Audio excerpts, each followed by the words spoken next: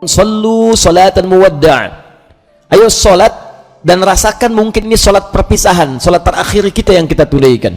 Rumus ini diambil di Quran surah kedua Al-Baqarah ayat ke-45 sampai 46. Di ayat 45 Allah memberikan gambaran orang khusyuk. Ya wasta'inu bis-sabri was-salah wa innaha lakabiratun illa 'alal khashi'in. Kalau Anda punya masalah dalam hidup, kata Allah, jangan mengeluh. Ayo minta solusi kepada Allah. Pertama, terima dengan sabar. Menerima dengan sabar memberikan ketentraman pada jiwa.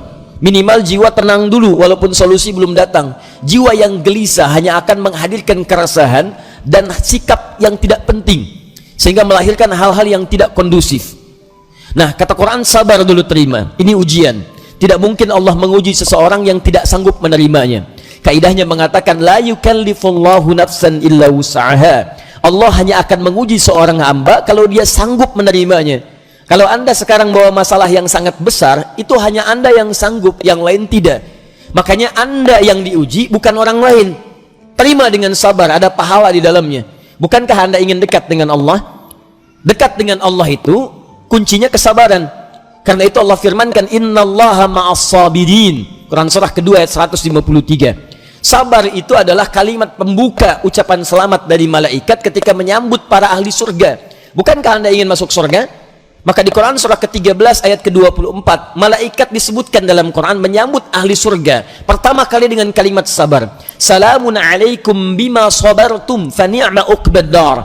Selamat ya, Anda sabar saat di dunia. Sabar. Dengan sabar ini Anda bisa masuk surga. Silahkan nikmati tempat yang belum pernah Anda nikmati dan rasakan sebelumnya. Sabar. Dan sabar itu selalu bersanding dengan ujian. Quran surah kedua Al-Baqarah ayat 155.